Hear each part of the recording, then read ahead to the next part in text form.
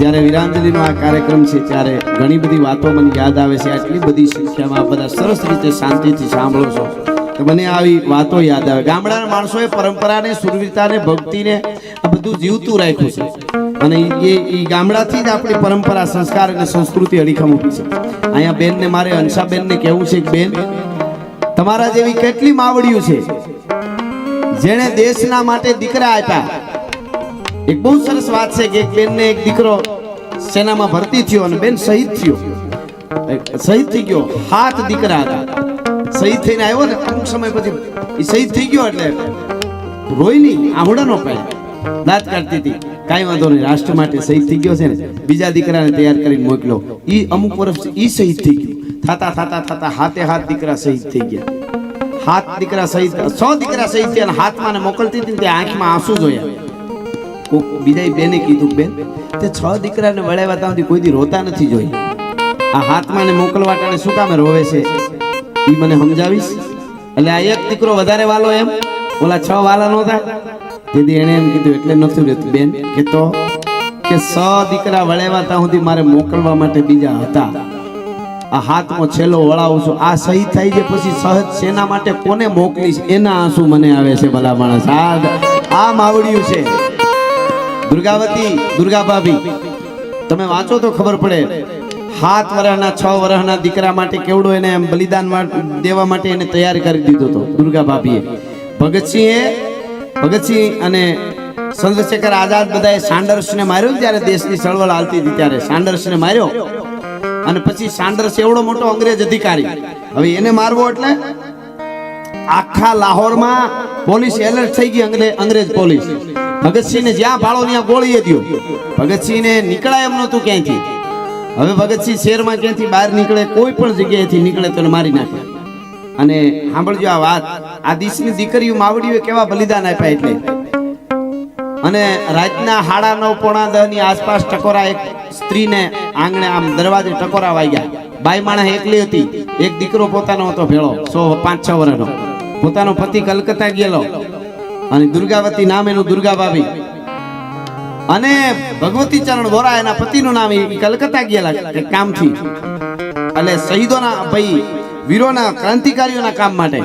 અને એકલી બાઈ હતી, ટકોરા પડ્યા. નામ દરવાજો ખોલ્યો, 5-7 જુવાનો અંદર ગિર્યા. એમાં એક ટોપાવાળો અંગ્રેજ જેવો જુવાન હતો ભેળો.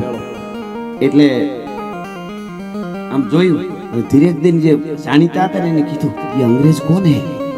અને એટલે તરત દાંત કાઢતા કાઢતા અંગ્રેજ જેવો લાગતો હતો ને એ જુવાન એમ બોલ્યો, ઓહો મેરી દુર્ગા ભાભી મુझे નહીં પહેચાન શકે, અબ મુझे કોઈ નહીં પહેચાન સકેગા. એ કોણ હતો? ભગતસિંહ હતો. અંગ્રેજ ઓળખે નહીં ને એટલે અંગ્રેજ બન્યો. જટા વાળ ઉતાર નાખ્યા, ટોપી પહેરી, પાઘડી કાઢ નાખી, અંગ્રેજ જેવો બન્યો. અને પછી એના સાથીઓએ કીધું, દુર્ગા ભાભી તમારે પત્ની બનવાનું છે ભગતસિંહનું ઘડીક માટે. અહીંથી લાહોરથી ટ્રેનમાં બેહીને કલકત્તા સુધી ભેળું જવાનું. તમે અંગ્રેજ મેડમ છો, આ મોટો સાહેબ છે. એટલે એને ખબર ન પડે કે આ ભગતસિંહ છે, નકર ભગતસિંહને પોલીસ મારી નાખે એમ છે. અંગ્રેજ પોલીસ સાન્ડર્સને ગોળીએ દીધો તો એવડા મોટા અંગ્રેજ સાહેબને. એટલે દુર્ગા ભાભી તૈયાર થઈ પહેલી વાર કે રાષ્ટ્ર માટે મારે ઘડીક વાર પાત્ર ભજવું હોય તો ભજવી લઈશ. પોતાના દીકરાને ભેળો લીધો 5-6 વર્ષના, એનું નામ શશી હતું. અને 3 રેલવે સ્ટેશને પહોંચવા આવ્યા ને એટલે હાથમાં તેડેલો જે દીકરો પોતાનો હતો 5-6 વર્ષનો, એ ભગતસિંહના હાથમાં આપી દીધો દુર્ગાવતીએ. આ વાત યાદ રાખવા જેવી હંસાબેન, તમારે ખાસ બેનને તમે ખાસ સાંભળજો બેન આ વાત. 5-6 વર્ષના દીકરાને ભગતસિંહના હાથમાં દીધો દુર્ગાવતીએ. કદાચ તમારા જેવી ઉંમર હશે એમની, અને દીધો તમારાથી નાની ઉંમર હશે કદાચ. દીકરો દીધો ભગતસિંહના હાથમાં. ભગતસિંહે કીધું મને કાં આપી દીધો? એમ તમે રાખો ને તો કે તું તેડી લે. ભગતસિંહ કેમ? પછી કીધું કે આ મારો દીકરો શશી તને તેડવા એટલે દઉં છું. ભગતસિંહ અત્યારે તને તું મોટો સાહેબ છો એવું જ બધાને છે, ઓળખશે નહીં. આપણે ટ્રેનમાં કલકત્તા વયા જશું લાહોરથી, પણ કદાચ રેલવે સ્ટેશન જો અત્યારે જાય છે, પોલીસ જો ચારે બાજુ ટીલી રહી છે, કદાચ એને શંકા પડે ભગતસિંહ તને ઓળખી જાય ને જો તો સીધું તારા ઉપર ફાયર કરશે. તો આને મારા શશીને તેડ્યો રાખ, કદાચ તારા ઉપર ફાયર કરે ને તો મારા શશીને આડો દઈ દેજે, તું નીકળી જાય છે. કારણ કે ભગતસિંહને હજી રાષ્ટ્રને જરૂર છે, દેશને જરૂર છે. આ માવડિયું છે પોતાના દીકરા. એકનો એક દીકરો હતો શશી, કીધું કે આડો થઈ દેજે, ભલે એ ગોળીએ વિંધાઈ જાય, તું નીકળી જાય. આવી બલિદાનો જ્યારે દીધા છે ને ત્યારે આ માવડીના ગુણગાન અને ગીતો ગવાણા છે. એટલે કહેવાય કે હે જગદંબાઓ, તમે કાયમના માટે આ રાષ્ટ્રને, કોઈ પણ રાષ્ટ્ર એમાં ભારત તો ખાસ, મહાપુરુષે કોઈ આપી શકે, સૂર્ય આપી શકે તો માં જન્મ આપે. એટલે હું બેનું દીકરીઓ અહીં ઘણી સંખ્યામાં બેઠા એને બે હાથ જોડી વિનંતી કરું, તમારા બાળકોને એક બે સારી વાર્તાઓ સમજાવજો, સંભળાવજો, અઠવાડિયે એકાદા બે ગીતો સંભળાવજો. આપણે અનુપમાન સિરિયલું ન જોવાય કાંઈ વાંધો નહીં, એને હુડ કાઢ નાખ્યું સાવ, પરિવાર વીખી નાખ્યા, દેરાણે જેઠાણા હાહુ વહુના હામ હામા ખાવા દાવા ઈ જ આવે સિરિયલોમાં. કુટુંબ પરિવારને વીખી સૂકી નાખ્યા છે. ભાઈ હામ હામા કોર્ટે પુગાડી દે એવી વાતો ઈ શીખાડે છે. આપણે ઈ જોવું જ નથી. અનુપમા દુખી હોય ને આ બેનું છોપડી બેઠી બેઠી રોતી હોય, બોલો બિચારી કેવી દુખી. ડોહી 2 કરોડની ગાડીમાં રખડે, મુંબઈમાં જાવ ખબર પડે, એને દુઃખ નથી, તમે ખોટા હેરાન થાવ છો. એક તરવરિયો યુવાન 20-22 વર્ષનો, એક અંગ્રેજ પોલીસનું મોટું બધું થાણું, એ થાણા ઉપર રાતનો હુમલો કર્યો, એને એટેક કર્યો થાણા ઉપર, પછી ભાગ્યો. એની વાહે અંગ્રેજ પોલીસ હાથમાં બંદૂકો લઈને દોડી, પણ અંધારામાં દેખાય નહીં કઈ બાજુ આમ ગયો એવું દેખાય. મુઠ્ઠી વાળીને ભાગ્યો, ઝીણો ઝીણો વરસાદ વરે. 22 વર્ષનો ક્રાંતિકારી યુવાન, વાહે આખી અંગ્રેજ પોલીસ મારો પકડો કરતી આવે. એમાં ભાગતા ગામના પાદરમાંથી નીકળ્યો એ જુવાન. એમાં એક બાજુ એક ઝૂંપડું, અને ઝૂંપડામાં દીવો બળે, અંજવાળા જેવું જોયું. હળી કાઢીને ખડકી તાંગડીયા જેવું ખોલી ઝૂંપડામાં ઘરી ગયો. કમાડ ખોલી ઝૂંપડા જેવું હતું, એની કમાડી જેવું હતું, એમાં ઘરી ગયો. અંદર ઝાંખો દીવો બળે. એક 80 વર્ષના ડોસી હુતેલા એક ખાટલે, બાજુમાં એક 20-22 વર્ષની દીકરી હુતેલી. અને ઓલે આમ કાંગડી ખોલીને અંદર ગયો ને એટલે દીકરી ડોસી બે ઊભી થઈ ગયા. આમ જો કોણ છો. એટલે ઓલે કીધું, માડી માફ કરજો, હું ક્રાંતિકારી યુવાન છું, મારી પાછળ અંગ્રેજ પોલીસ છે, એટલે હું ઘડીક મને અહીં હતાવા દઉં. એટલે ડોસી તરત સમજી ગઈ દીકરીને બે કે અંગ્રેજ પોલીસ એની વાહે થઈ એટલે આ તો આપણો માણસ કહેવાય, દેશ માટે લડવા વાળો કહેવાય. એટલે એને કીધું કોઈ ચિંતા ના કરો, આ તમારું ઘર છે. અને પછી અંગ્રેજ પોલીસ તો રસ્તે દોડતી આગળ વહી ગયા. ઝૂંપડામાં ઘરી ગયો, એ ખબર ન રહી પોલીસને, એ વહી ગઈ. શાંત વાતાવરણ થઈ ગયું ને પછી ચારે ખૂણે ઓલો જુવાન જોવા માંડ્યો. પછી ડોસીમાને પૂછ્યું, માડી કોઈ પુરુષ ઘેરે નથી? એમ થોડુંક પાણી પાવ નહીં, એમ પેલા કીધું. પાણી પીતો કોઈ પુરુષ ઘેરે નથી? એટલે કીધું ના, પુરુષ નથી કોઈ. ક્યાંય બાર ગામ ગયા છે? એટલે ડોસી અને 22 વર્ષની દીકરી ને 80 વર્ષની ડોસી બે ને આંખમાં આંસુ આવી ગયા. એટલે કીધું કેમ માડી આંસુ, મારી કઈ ભૂલ થઈ ગઈ? તો કે ભાઈ, ડોહી બોલી, આ મારા દીકરાની દીકરી છે 22 વર્ષની, અને મારો દીકરો અને મારા દીકરાની વહુ બેને અંગ્રેજોએ મારી નાખ્યા. ક્રાંતિમાં દેશને આઝાદ કરવા હાટુ ચળવળમાં જોડાણા તો મારી નાખ્યા. મારી આ દીકરી અમે જ છીએ, બીજું કોઈ પુરુષ નથી અમારા ઘરમાં. એમ કરીને ડોસી રોવા માંડી. એટલે તરત જ જુવાનડાએ શું કીધું ખબર? 22 વર્ષના યુવાને, માડી તમારા જેવી માવડીઓના પડકારાને કારણે અમે દેશ માટે લડીએ છીએ.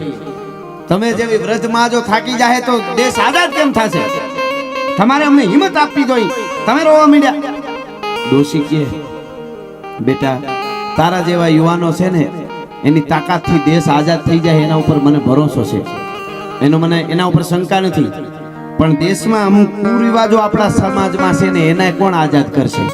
સાંભળજો આ વાત, કુરિવાજો જે સમાજમાં છે એમાંથી અમને આઝાદ કોણ કરશે? એટલે તરત જ ઓલા યુવાને પૂછ્યું, માડી હટાણે અડધી રાતે કુરિવાજ શું તમને યાદ આવી ગયા? એ ડોસીએ કીધું, બેટા આ મારી દીકરી રહી ને, આ દીકરાની દીકરી છે, 22 વર્ષની છે, અને આ પરી જેવી છે ને, રૂડી રૂપાળી છે ને, કે અમારા સમાજમાં એવો રિવાજ, કુરિવાજ છે, 5000 રૂપિયા દહેજ આપીને તો જ આની હારે કોઈક લગ્ન કરે. તો મને, હું જીવું છું સેલા શ્વાસ હતું, મારે અમારા ઝૂંપડામાં કોઈ દી આવે નહીં ભાઈ. આજ તું અડધી રાતે આવ્યો ને તો મને યાદ આવી ગયો કે હું તારી પાસે વેદના ઠરું. અમારી દીકરાની દીકરી 22 વર્ષની પરી જેવી, રૂપના આભરણ જેવી છે, પણ અમારા સમાજમાં કુરિવાજ છે કે આની હારે કોઈ લગ્ન ન કરે. એટલે 5000 દહેજ આપે તો જ લગ્ન કરે. હવે અમારી પાસે તો 5 રૂપિયા નથી અત્યારે ભાઈ, ઘર કાયમ નું કરીને ખાઈ છે. અને એ વખતે યુવાન બોલ્યો, મારી 5000 રૂપિયા ન હોય તો તમારી દીકરીના લગ્ન થાય જ નહીં ને? કોઈ ન કરે તો કે નહીં, અમારા સમાજમાં કુરિવાજ છે, દહેજ આપવો પડે. કે માનો તમારી દીકરીના લગ્ન થઈ ગયા. કેવી રીતે થઈ ગયા? કોણ કરે ભાઈ? કે માડી એક કામ કરો, હું તમારા ઝૂંપડામાં બેઠો છું. આ દેશનો યુવાન સુરવીરો એટલો જ પાછો કરુણામય કેટલો, એટલે આ વાત કરું છું. હું તમારા ઝૂંપડામાં બેઠો છું, સામે અંગ્રેજનું થાણું છે, તમે દાદી દીકરી બે જાઓ, અંગ્રેજ તમને 5000 રૂપિયા આપશે. અરે ભાઈ બસ મજાક કરે છે, અડધી રાતે મસ્કરી કરે છે. અંગ્રેજ તો લોહી પી જાય. એ 5000 રૂપિયા મને કેવા ના આપે? શું કામે આપે? કે એટલા માટે આપશે. સાંભળજો, એટલા માટે અંગ્રેજ તમને 5000, અંગ્રેજ થાણું પોલીસ તમને 5000 આપશે. ન્યા જઈને એટલું જ કહેજો, દાદી દીકરી જાઓ બે, ન્યા જઈને એટલું કહેજો કે જે ક્રાંતિકારી યુવાન ઉપર તમે 5000 રૂપિયા ઇનામ રાખ્યું છે ને, એ ચંદ્રશેખર આઝાદ મારા ઝૂંપડામાં બેઠો છે, એટલું કહેજો, એટલે તમને 5000 રૂપિયા આપશે. હે કે 5000 રૂપિયા ઇનામ જાહેર થયું છે, ચંદ્રશેખર આઝાદ મારા ઝૂંપડામાં છે, એટલે તમને 5000 આપી દેશે ને હું ભલે પકડાઈ જાઉં. મરવા માટે કોઈ બેનું દીકરીઓના માટે થઈને મરવા તૈયાર થઈ જાય આ દેશની ધરતીના યુવાનો હોય છે. એ યુવા શક્તિ છે, એ યુવા શક્તિ આપણી કાયમના માટે જળવાય, એની સાથે સારા ગીતો ગાય અને આનંદ કરાય, પણ આપણી ક્રાંતિ ન જાવી જોઈએ. એટલે બધા માટે યુવાનો માટે મારે એક બે ગીતો એવા સંભળાવવા છે માતાજીના ભગવાનના. પણ શરૂઆતમાં વાલા આ તો વાલપનું છે, વાલપનું છે, વાલા આ તો વાલપનું છે, વાલ એને પાર તું ઉતાર. આ તો વાલપનું છે, વાલ એને પાર તું ઉતાર. મારી આંખે ઉજાગરા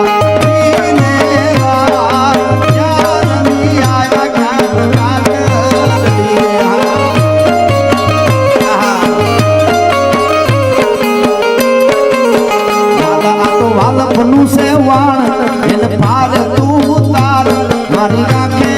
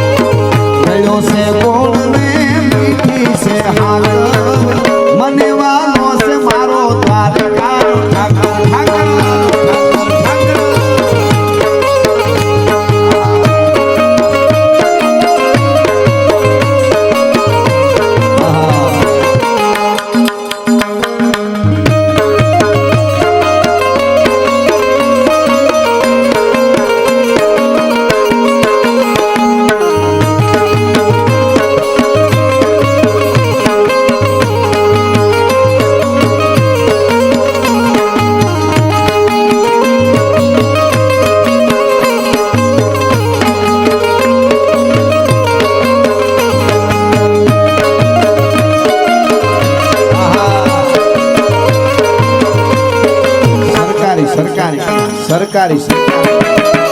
આહા. આહો. બાપુ બાપુ બાપુ બાપુ. આહા.